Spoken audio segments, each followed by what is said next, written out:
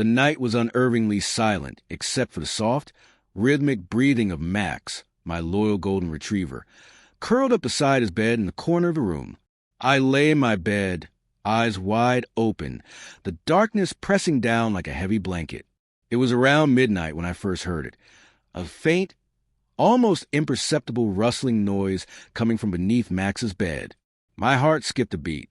I told myself it was nothing, maybe the house settling or a mouse scurrying somewhere far away. But the feeling of unease settled deep inside me, gnawing at the edges of my mind. Max, usually calm and peaceful, suddenly lifted his head, ears twitching as if he sensed something I couldn't. His eyes, dark and trusting just moments ago, now darted nervously toward the floor beneath him. I watched as his entire body tensed, low growls rumbling from his throat. My loyal companion, who had always been my protector, was suddenly frightened, and that terrified me more than any rustling noise ever could. I reached out to soothe him, but the moment my hand hovered near the bed, the rustling stopped. The room returned to that eerie silence, but Max wouldn't settle. He paced restlessly, casting anxious glances back to the bed's shadowed underside. I wondered what could hide there, something unseen, silent, yet palpably wrong. The night stretched on and sleep abandoned me. Every creak of the floorboards, every whisper of the wind outside the window, felt amplified, as if warning me of an unseen danger. I tried to convince myself this was just paranoia, that there was no silent snake lurking beneath Max's bed. Yet my instincts screamed otherwise. In the stillness, I realized the danger wasn't just in the noise or the rustling. It was in the silence, the quiet presence beneath that bed, watching, waiting, silent and faceless. And Max knew, whatever it wasn't going away any time soon. The uneasy peace we had shared was broken, replaced by a creeping dread I couldn't shake. That night marked the beginning of a nightmare I never expected. One that started with a silent snake beneath my dog's bed over the next few days. The unsettling feeling only deepened. Max's usual cheerful demeanor vanished, replaced by nervous pacing and uneasy glances toward the corner of the room where his bed sat. At first, I thought maybe he'd found a new irritation, perhaps a bug or a stray piece of debris beneath the bed. But the signs quickly grew stranger and more disturbing.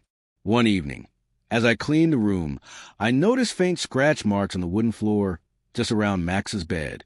They weren't there before. The marks were shallow but jagged, like claws scraping desperately against the surface.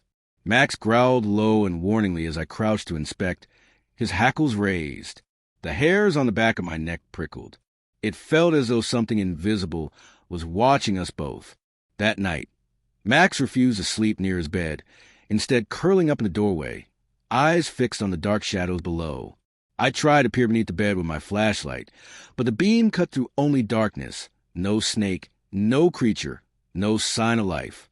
Yet, I felt a cold weight in the air, a silence, so heavy it was almost suffocating. I couldn't shake the sense that something was there, just out of reach, faceless and silent. The strangest thing was Max's behavior. Whenever I moved toward the bed, his growls intensified, his body rigid with tension. It was as if he was trying to warn me without words, telling me that whatever lurked beneath was dangerous, not just physically, but something otherworldly. His usual warm eyes seemed haunted by a fear I couldn't explain. I started hearing subtle sounds too, a soft sliding, almost like a slow, deliberate movement just below the floorboards.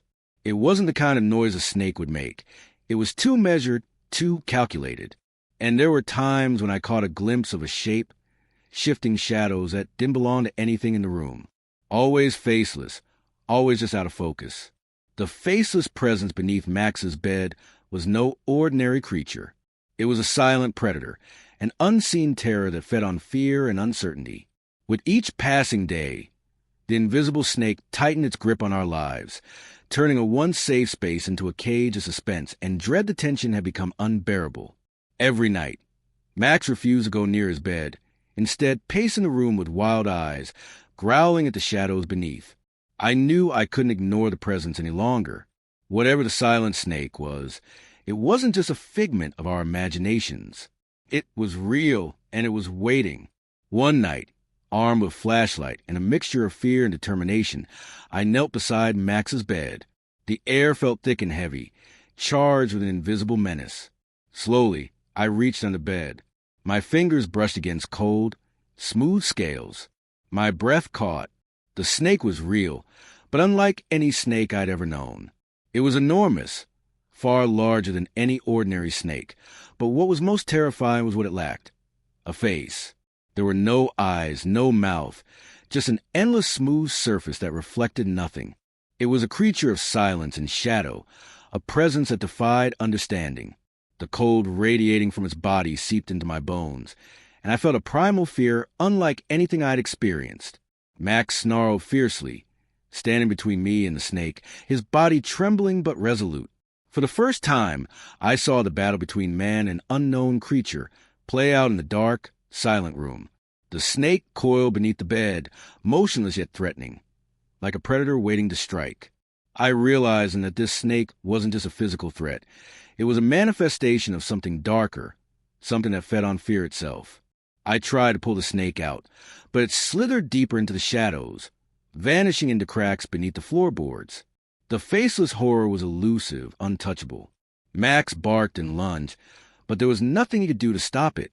The silent snake was part of the house now, and it had claimed the space beneath my dog's bed as its lair. That night, I sat awake, watching Max protect his territory with intensity I'd never seen before. The silent snake remained beneath the bed, faceless and watching, its presence a chilling reminder that some horrors live not in the light, but in the quiet spaces we ignore. Sometimes the most dangerous threats are the ones we cannot see or understand. Trusting your instincts and facing the unknown with courage is the only way to protect those you love, even when fear tries to keep you silent.